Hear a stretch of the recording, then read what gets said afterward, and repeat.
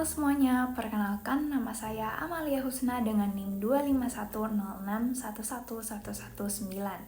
Pada kesempatan ini saya akan memaparkan materi mengenai dinamika hubungan hukum internasional dan hukum nasional serta subjek-subjek hukum internasional.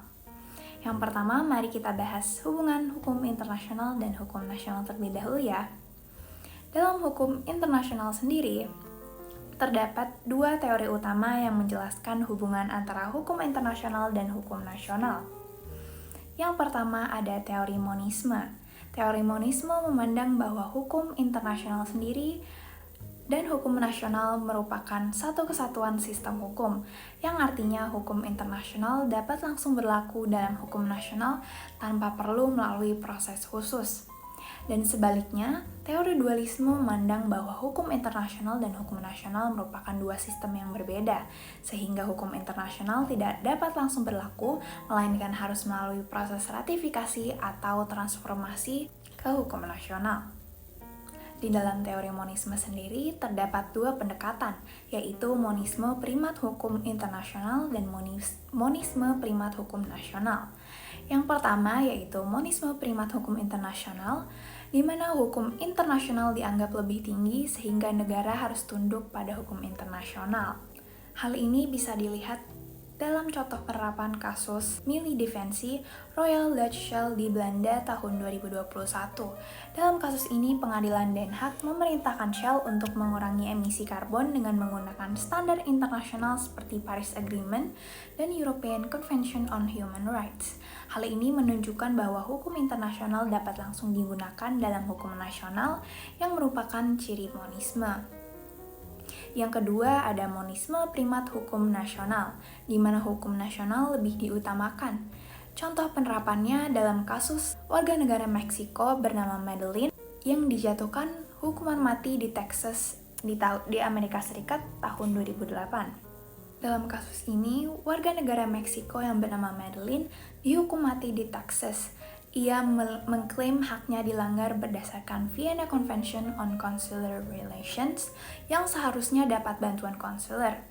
International Court of Justice atau ICJ sudah memutuskan bahwa Amerika Serikat harus meninjau ulang kasus tersebut.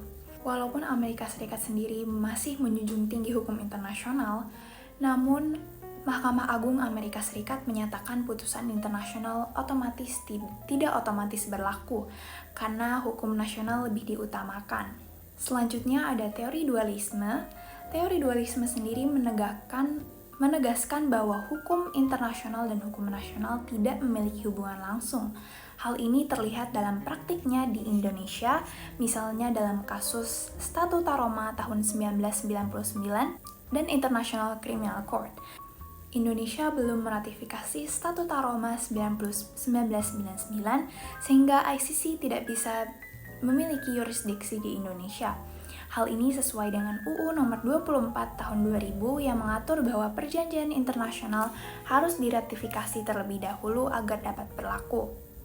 Contoh lainnya terlihat pada kasus bom Bali tahun 2002, di mana meskipun terdapat tekanan internasional dari United Nations, Indonesia tidak langsung menggunakan hukum internasional, melainkan membentuk Perpu nomor 1 tahun 2002 yang kemudian menjadi UU nomor 15 tahun 2003 yang merupakan ciri dari dualisme itu sendiri. Selanjutnya, kita dapat melihat bagaimana hukum internasional dalam pengadilan nasional. Yang pertama ada doktrin inkorporasi, yaitu hukum internasional dapat langsung menjadi bagian dari hukum nasional. Hukum internasional akan berlaku otomatis menjadi bagian dari hukum nasional tanpa adanya adopsi terlebih dahulu. Perjanjian internasional yang sudah ditandatangani atau diratifikasi akan mengikat langsung pada warga negara setempat tanpa harus membentuk hukum nasional lebih dahulu. Ini merupakan konsekuensi logis dari teori monisme yang menyatakan hukum internasional dan hukum nasional merupakan bagian dari suatu sistem hukum.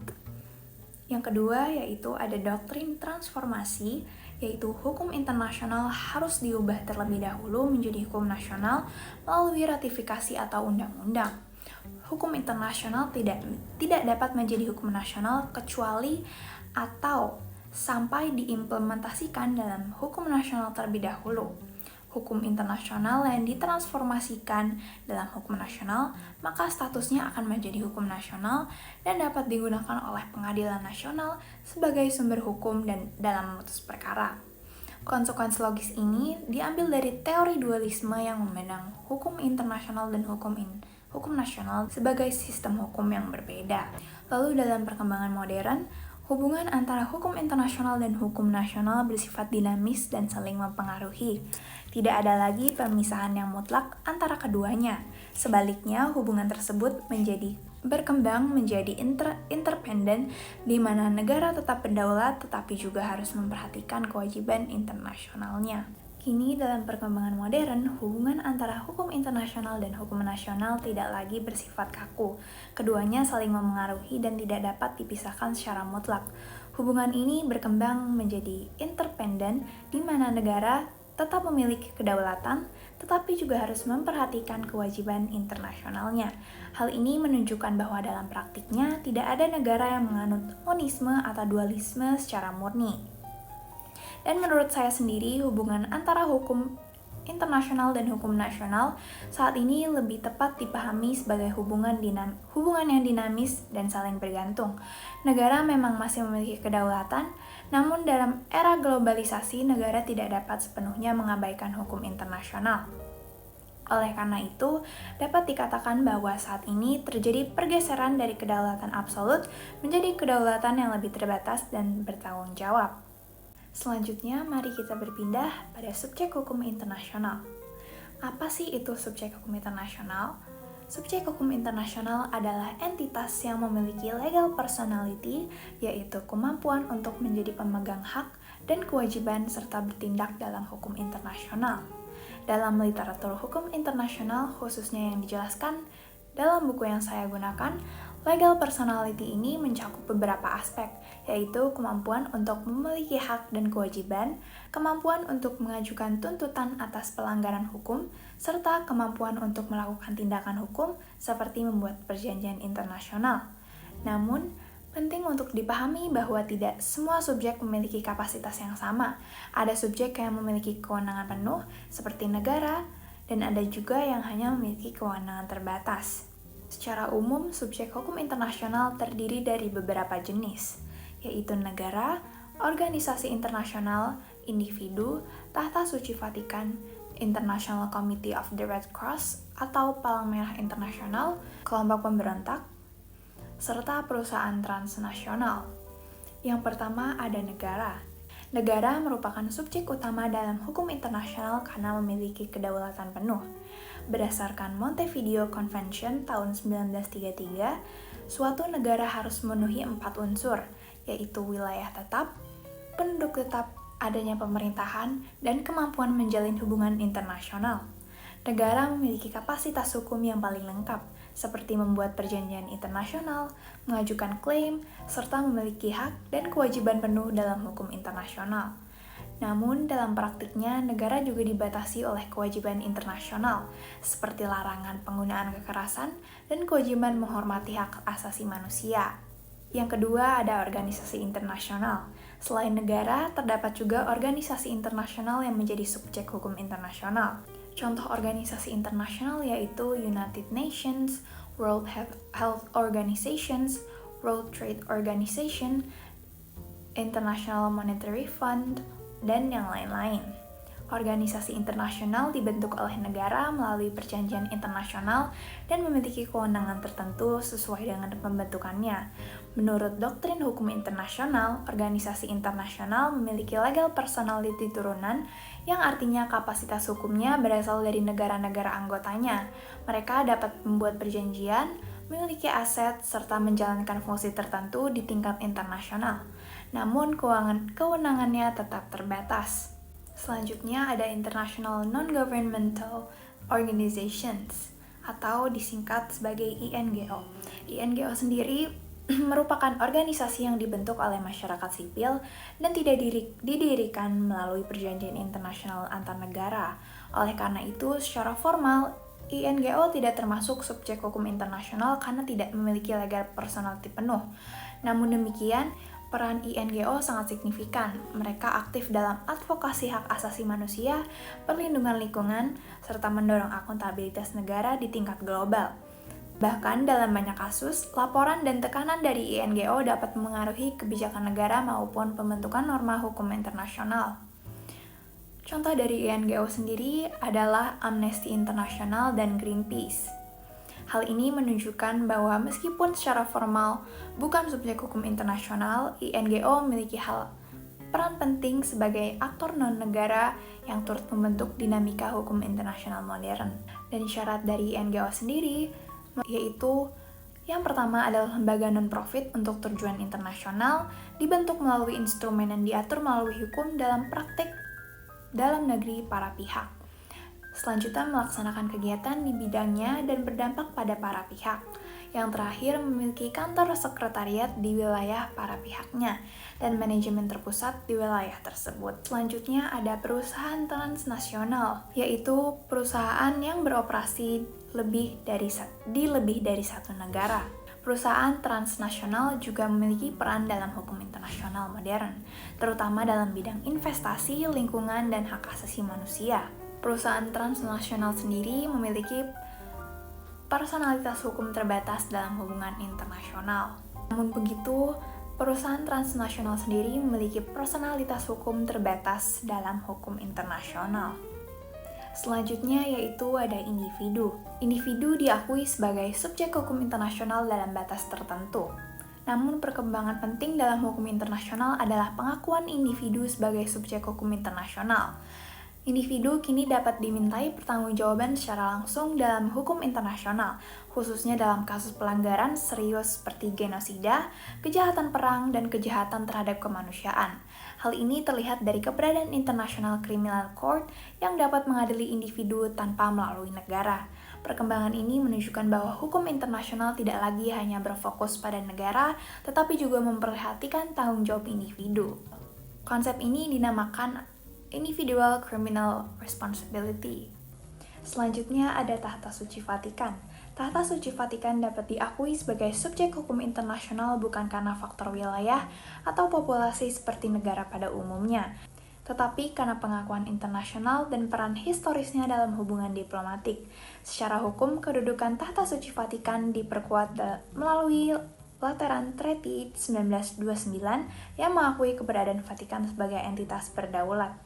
Tahta Suci Vatikan memiliki kemampuan untuk menjalin hubungan diplomatik dengan berbagai negara serta membuat perjanjian internasional.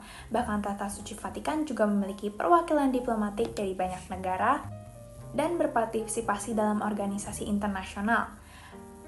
Oleh karena itu, meskipun tidak memenuhi semua unsur negara secara konvensional, Tahta Suci Vatikan tetap dianggap sebagai subjek hukum internasional karena memiliki legal personality dan kapasitas bertindak dalam hubungan internasional.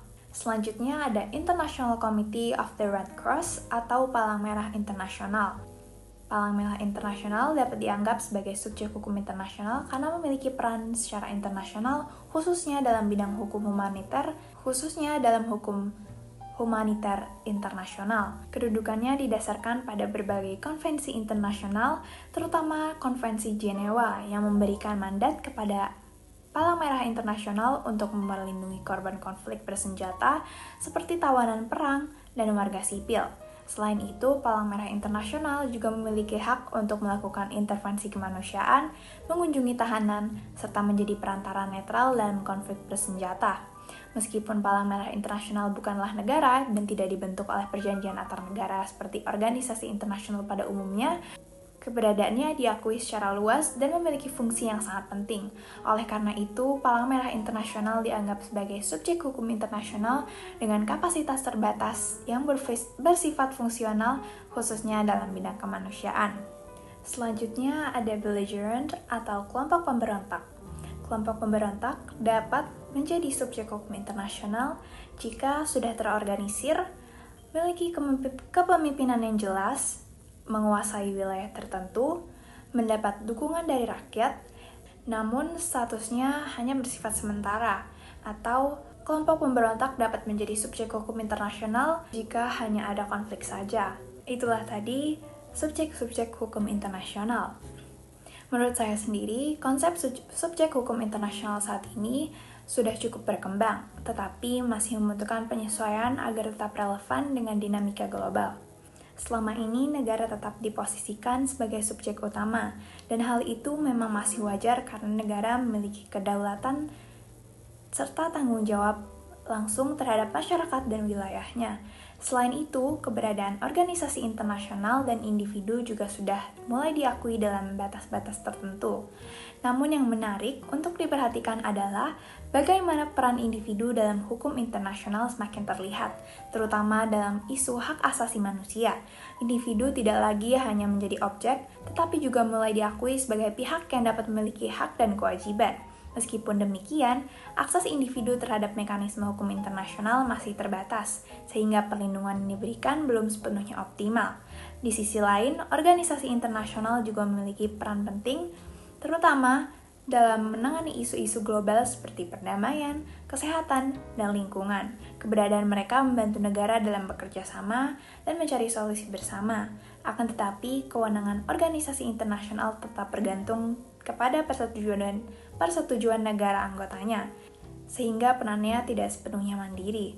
Menurut saya, kondisi ini menunjukkan bahwa hukum internasional sedang berada dalam penyesuaian. Perkembangan subjek hukum internasional tidak terjadi secara cepat, melainkan bertahap mengikuti kebutuhan dan kesepakatan antar negara. Hal ini bisa dipahami karena hukum internasional memang sangat bergantung pada konsensus. Oleh karena itu, kedepannya yang perlu diperhatikan bukan hanya penambahan subjek hukum internasional, tapi juga penguatan peran dari subjek yang sudah ada agar dapat berjalan lebih efektif.